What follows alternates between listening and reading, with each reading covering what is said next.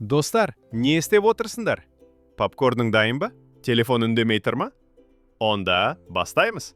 Бүгін бізбен бірге экранда кім бар дейсің бе? Соққыдан жылдам, балмұздақтан салқын және кірпі болғанына қарамастан аяқ киім киетін бұл әрине Соник! Досым, видеоны бастамас бұрын бір келісім жасайық. Сіз каналға лайк басып тіркелесіз. Мен болса қазақша контенттің тұзды нанын қыздырып, шайын қайнатып отырам. Маған қазақша көп контент шығаруға себеп болсын. Токио, түрме аралы. Shadow деген басқа ғаламдық кірпіні ақш әскері осы жерге қамап қойған.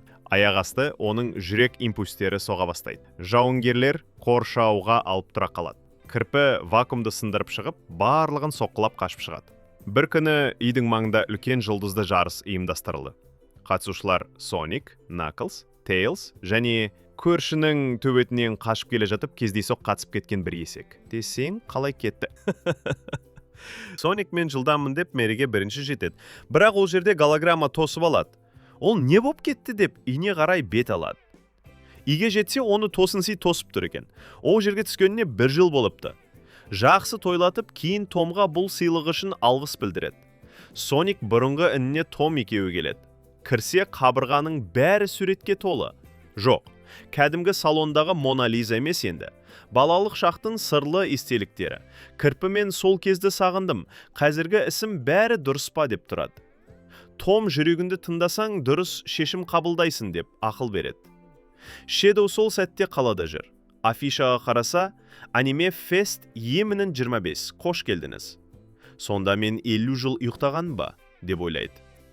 Осы сәтте айналаны әп сәтте әскерлер қоршап алады. Shadow бірден ызаланып, күлімсіреді. Соник отбасымен кешкі ас ішіп отыр. Сол сәтте тікұшақ келіп, ішінен әскер қыз түсіп, Сониктен көмек сұрайды. Соник командасымен Токиоға келеді. Тейлз наручнигін көрсетіп жерге секіреді. Соник Shadow'ды көріп, сен неге маған ұқсайсың дейді. Shadow жоқ, сен маған ұқсайсың, және сендерге берілмеймін дейді. Наклз алға шықты, бірақ Shadow оны баладай ұрғыштап тастайды. Содан үшеуміз біріксек, бізді жеңе алмас деп тұрғанда, Shadow үшеуін 3 жаққа лақтырып кетіп қалады. Оның артынан Соник жүгіре кетті. Екеуі қатты соқтығысады. Бір оянса, ол кісенделіп тұр. Достар кеп, біз командамыз ғой, неге жалғыз кеттің деп қалады. Олар главный командирмен сөйлесуге келеді. Айтуынша, 50 жыл бұрын метеорит жерге түсті, ішіне Shadow болды. Оның энергиясы көп болған соң, жаңа технологияға қолданат едік. Бірақ тым көп екен, жарылыс болды. Сөйтіп, олар амалсыздан Shadow'ды крио ұйқыға жатқызады.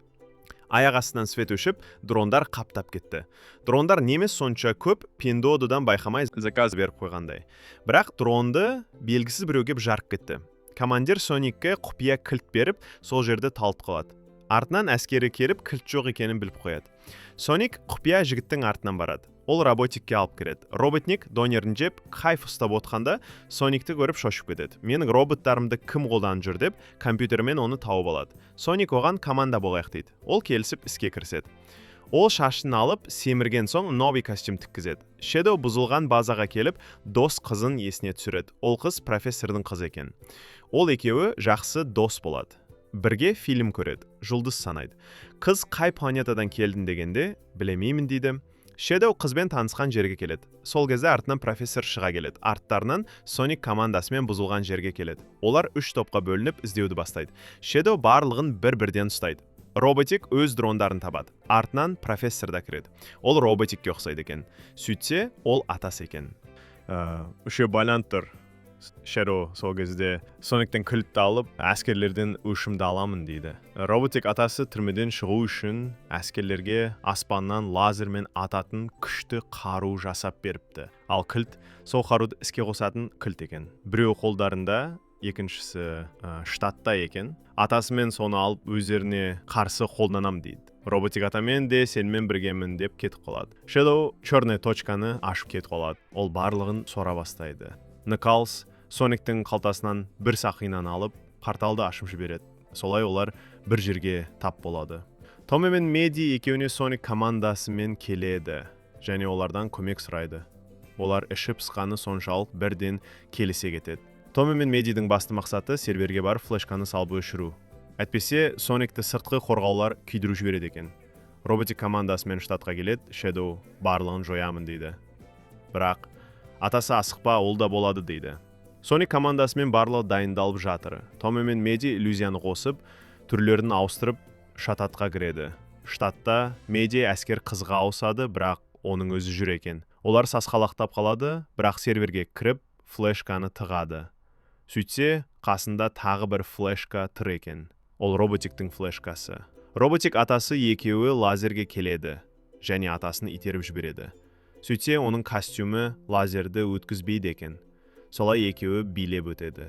Артынан Соникті іле шала штатқа ұшып кіреді. Роботик атасы екеуі еденге жабысып қалады. Ал Соник болса, ауда қалып қалады. Сонда артынан әскер қыз келіп, тұзағыма түстіңдер ма дейді. Әскерлер барлығын ұстап алыпты. Сол кезде Соник Наклзды көмекке шақырады. Ол ұшып келіп, барын шашып жібереді. Солай олар кілтке таласып кетеді, бірақ қыз бірінші алып үлгереді. Том сол сәтте командирге айналып қыздан кілтті сұрап алады. Оны көрген Shadow бар күшімен командирді соғады. Ол талып қалады.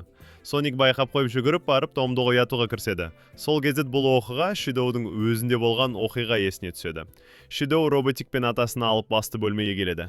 Атасы жаңа костюмді көрсеткенде роботик қуанып атасының аяғын сүйе бастайды. Роботиктің досы хабарласып, атаң бір нәрсені жасырып жүрген сияқты дейді. Бірақ ол жоқ деп өшіріп тастайды. Солай олар кілтті салады, жердің астынан корабль шырып ұшып кетеді.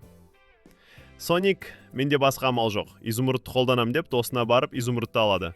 Shadow профессордан Мария осыны қалаушымайды дейді. Сонда профессор Марияны өлтірген солар ғой, өшіңді ал дейді. Ол Марияны есіне түсіріп ашуға салынады.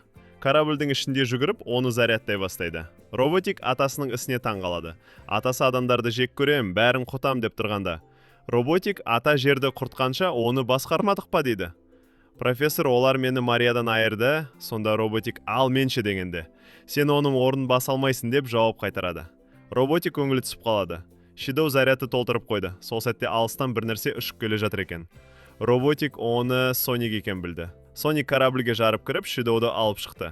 Shadow, сен де мен сияқтысың дейді. Соник жоқ деп, екеуі жерге келіп құлайды. Содан Сониктен изумрудтар шығып кетеді.